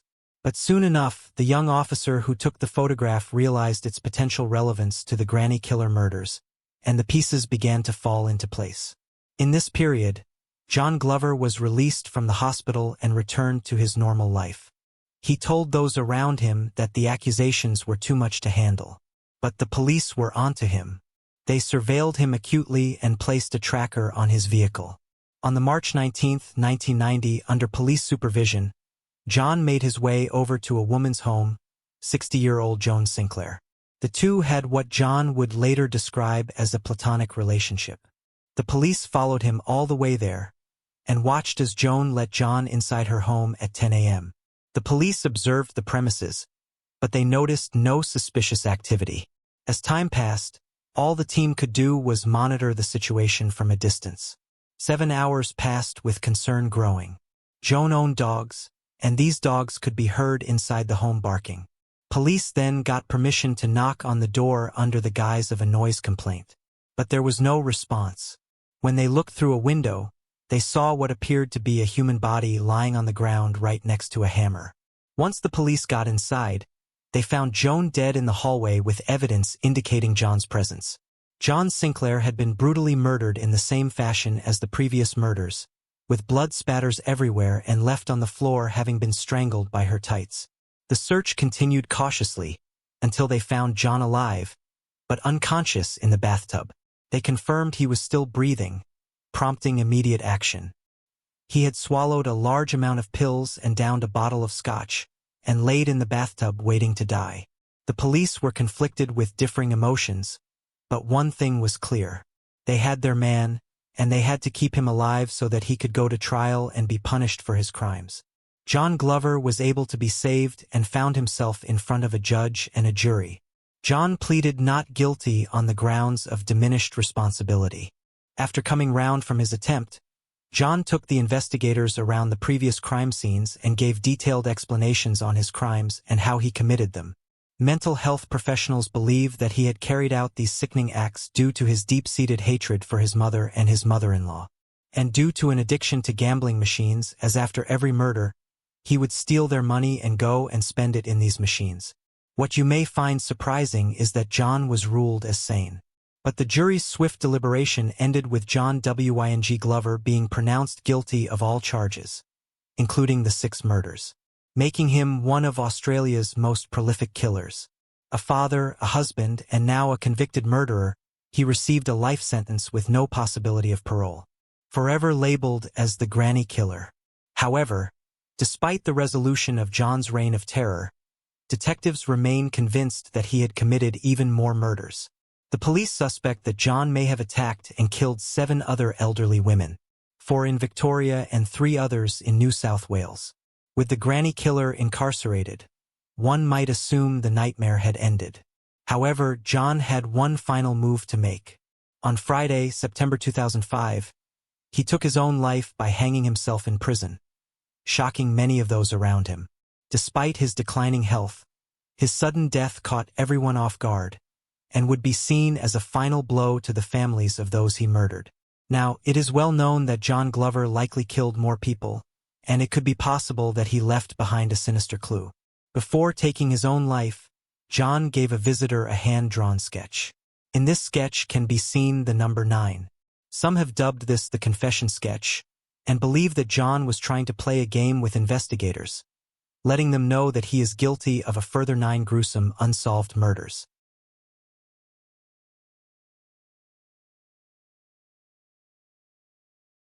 This case takes place in Sydney, Australia on the 02/February/1986.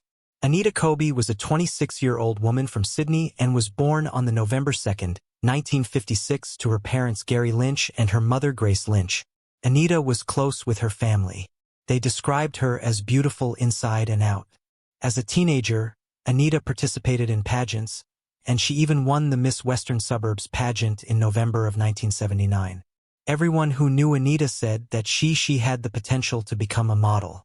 Anita's mother was a nurse, and growing up, she didn't always have ambitions to follow in her mother's footsteps. But as she got older, she began to become more interested in the role and the opportunity to help people and to make a program at Sydney Hospital. Those who worked with Anita stated that she was a natural at the job, that she had a kind demeanor that put patients at ease. It was during her time there that she crossed paths with a fellow student named John Colby. John would later say that when he saw Anita, he was immediately attracted to her. But he believed her to be so far out of his league that he didn't even attempt to ask her out on a date. He assumed it would be pretty much pointless. However, he wouldn't have to, as during one shift, Anita approached him and the two began chatting. Before too long, they planned to go out for dinner together at a restaurant. And from that point onwards, the two were almost inseparable, and they became incredibly close. In the first few months, they moved in together. The two dated for some time before becoming engaged, and soon after, Anita fell pregnant. The two were incredibly happy at the prospect of starting a family together. They announced it to their families, and things were looking good for the couple. However, Anita tragically suffered a miscarriage. But despite this, the couple stayed strong. And in 1982, they got married among a close-knit group of friends and family. Instead of having a honeymoon, they decided to put the money they saved towards renting a house. They got 2 dogs and purchased a boat. After getting married, the two moved to Coffs Harbour.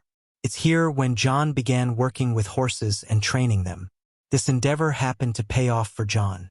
He placed a bet on one of the horses that he trained, and the bet came in. He ended up winning over $10,000, which in today's money, accounting for inflation, would be $51,500.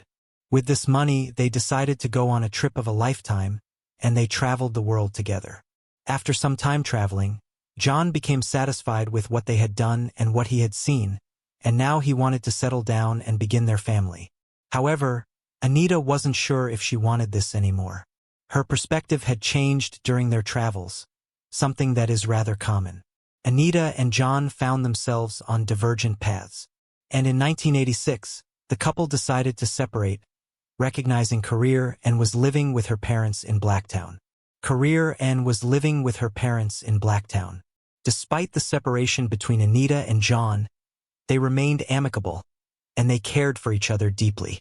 John would later describe the split as just more of a break than an actual full-on breakup. And by January of 1986, they were even considering the possibility of getting back together again. But they were taking things slowly. The couple even began looking for houses together to continue their lives. On the February 2nd, 1986, Anita was working in Sydney. On this day, she had finished her work at the Sydney Hospital at 3 p.m. before meeting up with some friends for dinner in Redfern. Anita then caught a train from Central Railway Station to Blacktown Station. She would usually call her father to pick her up. But on this night, the phone box was broken, and there were no taxis available. 2 witnesses would later recall seeing Anita after she left the train station. In the darkness, Anita walked home along Newtown Road in Blacktown, when all of a sudden, a gang of 5 men pulled up in a stolen car, coming to an abrupt halt right beside her. In a horrifying blow, 2 of the men lunged from the vehicle, forcibly dragging her into the car, while Anita screamed for help. The abduction did not go unnoticed. A brave teenage boy, accompanied by his younger sister and mother, rushed outside upon hearing the screams. The boy's instinctual response was to intervene, but the abductors wasted no time and sped away in their car before he could reach it.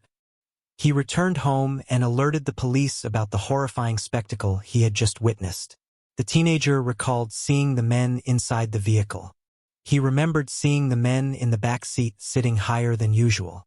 Their heads were almost touching the roof. This was because the men were sitting on Anita, restraining and hiding her. In what was certainly the most terrifying car ride anyone could imagine, Anita was ordered to take off her clothes by the men. She refused this demand. She begged the men to let her go, telling her abductors that she was married and menstruating, hoping that this would be enough to evoke some form of compassion from them and to be spared. But these men had no such compassion.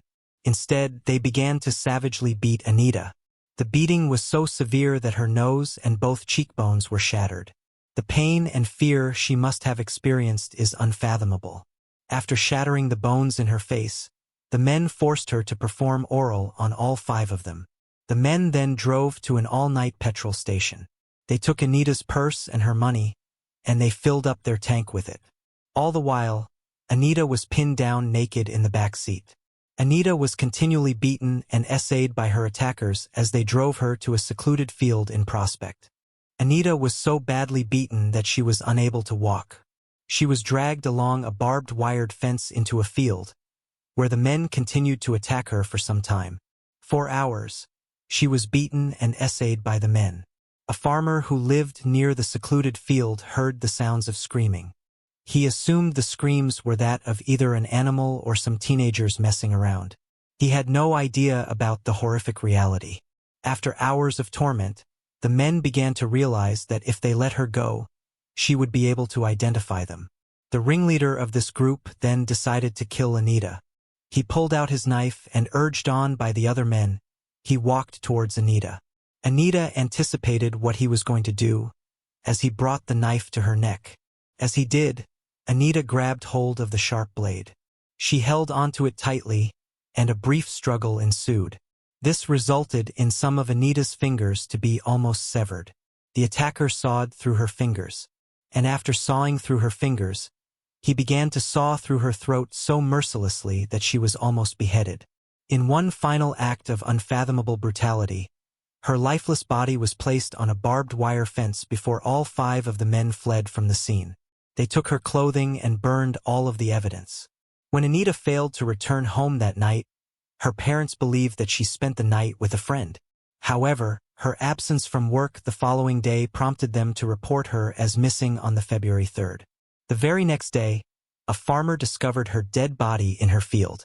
The police assumed that the body in the field must be Anita, as her parents had just reported her missing. Anita's wedding ring was still on her finger. An investigator went over to Anita's parents' house and asked them if they recognized the ring. Her family recognized it immediately. John was told of Anita's murder. It was news that absolutely crushed him.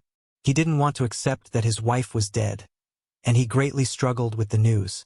Just 3 days after hearing about the death, he turned to illegal substances to help him cope. Officers got to work right away to find the killer or killers.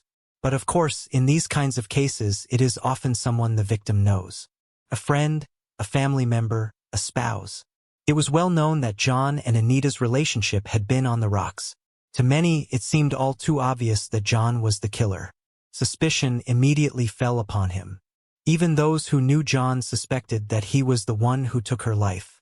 Investigators pretty much felt like the case was closed, but they needed to prove that it was actually John who had killed her. They began to question him. However, their interrogation techniques, at least according to John, were rather suggestive and violent. They began telling John that he was guilty, that they knew it was him, and that he should do the right thing and confess. According to John, they even slammed him against the wall and against the floor. John did feel some guilt. He felt as if he should have been the one to pick up Anita from the restaurant. As if he did, none of this would have happened. But this is an incredibly unfair way to view the situation, and John bears no responsibility whatsoever for what those men did. But because of the guilt he already felt, the fogginess of his brain, the hours of questioning, the physical attacks, the constant blame, and how he should admit to it, John eventually admitted to the murder. He began to even question himself and thought that if the police were so sure of his guilt, then he must have done something. But things just didn't add up. As the police probed further into the horrific case, they began to realize that they were wrong about John. The series of events that led up to the murder didn't make sense, and John was ultimately ruled out as a suspect. John then spiraled into a deep depression as the investigation continued. Due to the barbarity of the crime, officers began to worry that those responsible could strike again if not caught soon. The funeral of Anita soon rolled around. The event was well documented by the media. The family would later recall seeing John break down, screaming and begging for Anita not to be taken away. In a move that was considered to be rather controversial, a radio host read out the explicit details from Anita's autopsy report live on air. This very much fueled the public outrage and galvanized the search for her murderers. The autopsy report was truly horrific. Anita's body had been so badly beaten that her injuries even shocked the most seasoned officer and coroner. The men had tortured her to a horrific degree. She had cuts on her body from being dragged over a barbed wire fence while she was still alive. Several cuts to her neck, and her ear was almost severed. She had extensive and extreme bruising to her face, head, shoulders, leg, groin, back, and thighs. The attackers seemed to have specifically targeted her breasts and groin, as these were severely damaged. Her windpipe was severed, and her 3 fingers had nearly been totally severed. This was from when Anita defended herself from the attackers. In fact, it seemed that Anita fought incredibly hard for her life, as the coroner found many defensive wounds completely black. Both of her cheekbones were shattered, and both shoulders were dislocated. There were also rumors that a knife had been used on Anita's genitals as a way to torture her, although the coroner later refuted this claim. The government then posted a substantial reward of $50,000 for information leading to the capture of her killer or killers. It was clear to those who carried out the autopsy that Anita would have suffered an extremely painful death. Her murder, even to this day, is considered to be one of Australia's most horrific. And to many people, this is the worst. The name Anita Kobe is very well known in the country. After the autopsy results were read out on the radio, the public became infuriated and demanded justice. Justice. They wanted the people responsible to hang. Investigators then retraced Anita's last known movements, hoping that reenacting her last days alive could trigger some witnesses to come forward. A crucial breakthrough came when a police informant tipped authorities off about a stolen car. This would later lead to the arrest of John Travers and Michael Murdoch. Travers admitted that he had stolen the car, but made conflicting statements about the murder and was detained in police custody. They believed that he was responsible, but they couldn't get a confession out of him. John Travers then requested that a friend be called, and the number of this friend was handed to the investigating police who contacted the woman. The woman turned out to be John Travers' auntie and was dubbed Mrs. X. Mrs. X agreed to help with the investigation, giving authorities details of John's background. Despite being a relative, Mrs. X was disturbed and disgusted by what had happened to Anita Kobe. She believed that if John was indeed guilty of this crime, then he should face justice. Conversation with both John Travers and Michael Murdoch. Both of the men admitted to the crime. This then led to the arrest of 3 brothers, Michael, Gary, and Les Murphy. All 5 men were charged with the murder of Anita Kobe. It was within 22 days of the murder that all 5 men were charged, with the police commended for their swift and efficient response. Michael Murphy and his brother Gary were the last to be caught as they were on the run. They were eventually found, and when Gary was arrested, he was so frightened that he wet himself. A struggle ensued, and Gary tried his best to resist arrest. This resulted in his face being scraped all across the ground as he was arrested, causing great injury to his skin. Gary would later claim that the police did this deliberately. When the news broke that the men had been caught, hundreds gathered at the station. People were absolutely furious. Some officers were even worried that the mob that had gathered would try and drag them into the streets and to seek their own justice. So now the killers were caught, but there was a haunting question that gnawed at the public's collective conscience. Just who would commit a crime so unimaginably cruel? The ringleader of the gang was John Travers, only 18 years old at the time of the murder. John had a long history of criminal activity. He was the oldest of 8 children and was raised in poverty in Blacktown. By the age of 14, he was already an alcoholic and was expelled from school. When his father left the family in 1981, John relied on petty crime to provide for his family before his mother's health deteriorated so severely that he and his siblings were sent off to live with foster families. Most disturbingly was John's history of violent behavior that would foreshadow the brutal murder of Anita Kobe. He displayed violent impulses towards men, women, and often animals. It is alleged that he would essay birds that he would steal before butchering them and cooking them. He would also essay lamb and sheep before butchering them and roasting their carcasses. Michael Murdoch was John's childhood friend and criminal associate. He spent a large portion of his youth in juvenile prisons, where he experienced extreme violence. The trial of Anita Kobe's murder began in Sydney on March 16, 1987. As they were marched into the courtrooms, crowds gathered, many pointing at Gary as he walked in and saying, "That's the coward who wet himself." The prosecution presented a compelling case against the accused. They relied on forensic evidence, witness testimonies, and the confessions obtained during the police investigation. The defense for the accused mounted various strategies, including attempting was during his arrest. One of the officers who had arrested him was brought into the courtroom. Gary's defense lawyer questioned the officer, demanding to know why Gary's face had been all scratched up. The officer replied, "It must have happened when up." The officer replied, "It must have happened when I had my boot on his head." The defense argued that the confessions were coerced and that the forensic evidence might not be conclusive. The trial was a spectacle with the public closely watching on in hopes that justice would be served. After a lengthy and emotional trial, the jury returned its verdict. John Travers, Michael Murdoch, and the Murphy brothers were all found guilty of abduction, SA, and the murder of Anita Kobe. They were all sentenced to life in prison without the possibility of release. It also came to light that in the weeks before he killed Anita Kobe in February of 1986, John Travers also put a knife to the neck of a 17-year-old in Western Australia and forced himself upon him.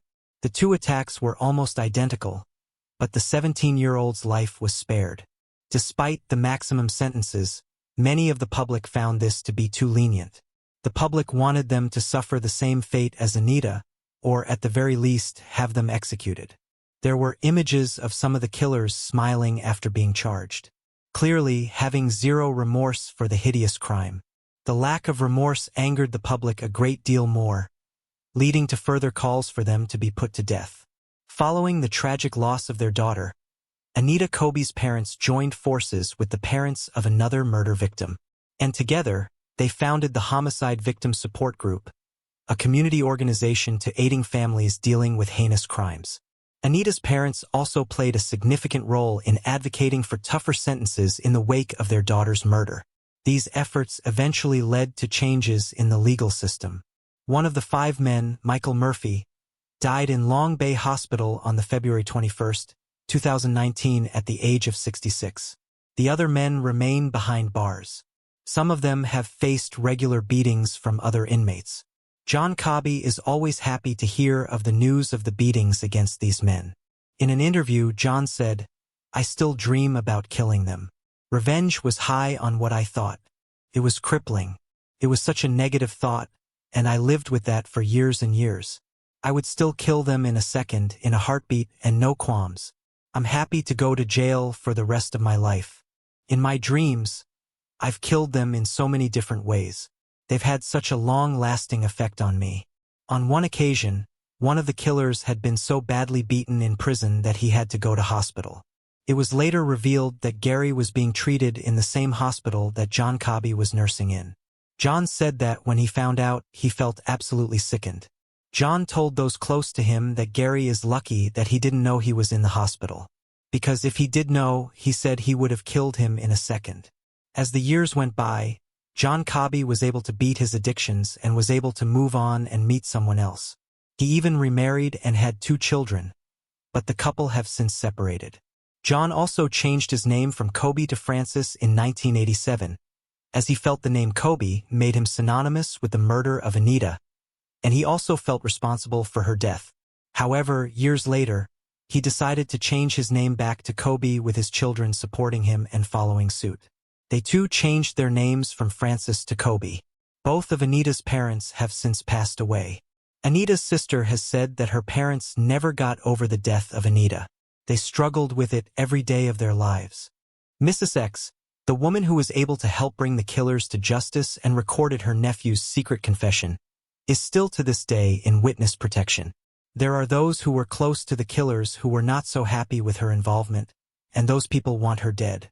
For simply doing the right thing, she still receives very credible death threats. The trial of Anita Covey's murderers was a pivotal moment in Australian legal history. The verdict brought a small sense of closure to Anita's family and to the public. Even those who had never even met Anita were heavily invested in the case. A plaque was placed in the Sydney hospital to honor the life of Anita. Now, this is something that is truly disgusting. The New South Wales Bar Association has backed a plan that could turn the definition of a life sentence on its head and would allow Anita Covey's 4 surviving killers to seek leniency and a potential release. Offenders once considered to be violent and dangerous could be released after imprisonment, counseling, and simple maturing. Anita's family fought hard to make sure the killers would never be released.